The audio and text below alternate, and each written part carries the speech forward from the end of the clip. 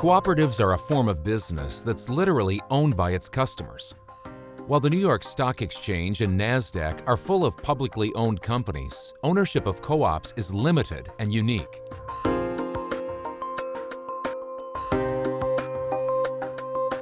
A cooperative is a business that has three primary components. It's user-controlled, user-owned, and benefits the user. And so those three things in conjunction make it unique. You can say member-controlled, member-owned, member benefits. A co-op is a corporation, and we tend to contrast cooperatives with non-cooperative corporations. And the main difference that consumers would notice is in who owns it and how the control works. So I can buy an Apple computer and never invest in Apple, never buy stock in Apple. Similarly, I can invest in Apple stock but never buy any Apple products.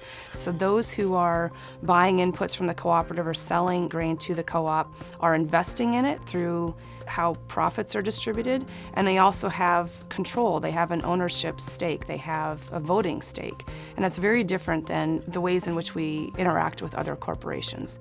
Because of cooperatives' member-controlled, member-owned, member benefit structure, their business goals differ from other types of companies.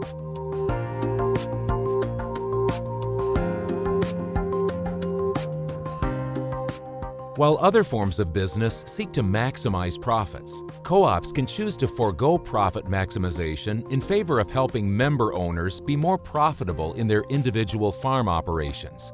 So the co-op isn't tied to profit maximization. In fact, in most cases, we assume that they are not profit maximizers. They're engaging with members in other ways to make sure that the member receives the most benefit. When a co-op does earn a profit, at least some of that money is returned to member owners.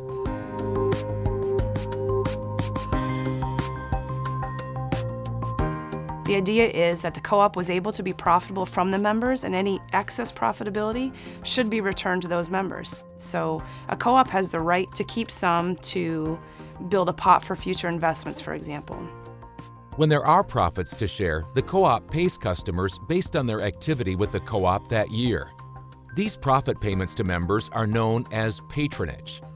So if there's a co-op of 10 members and everyone does equal amounts of business, then everyone shares in that distribution of profits equally.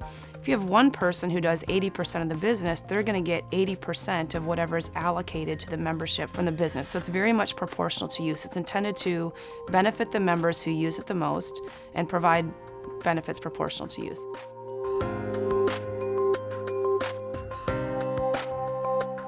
The board can decide when to pay that out to membership. It used to be that a board would use an age of patron program so that that patronage would be paid out when the member reached a certain age, either 65 or 70 years old.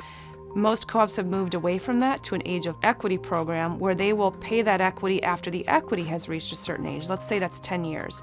So if a member did business with a cooperative in 2005 and as a result had $5,000 of patronage in their name at the co-op, that equity wouldn't be paid out to them until 10 years later in the year 2015.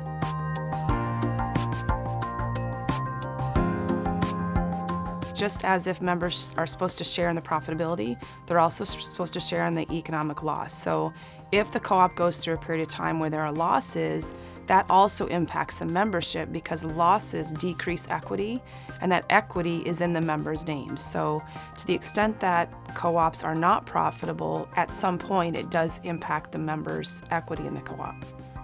One of the core reasons co-ops exist is to help reduce the cost of doing business and to mitigate risk for member owners.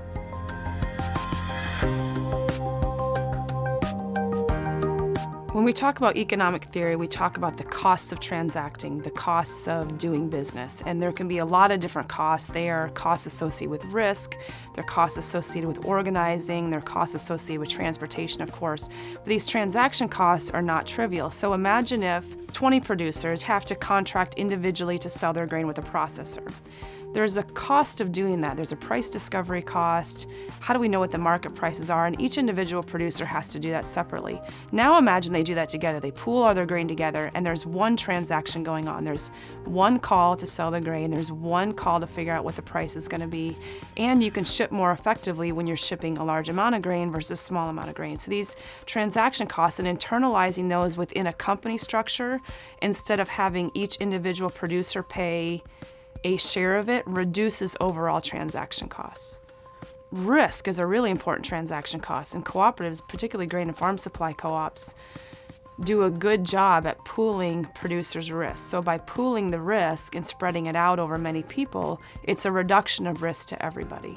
Like any business, co-ops can also borrow money. Unlike many other kinds of businesses, however, most co-ops cannot accept investments from the general public.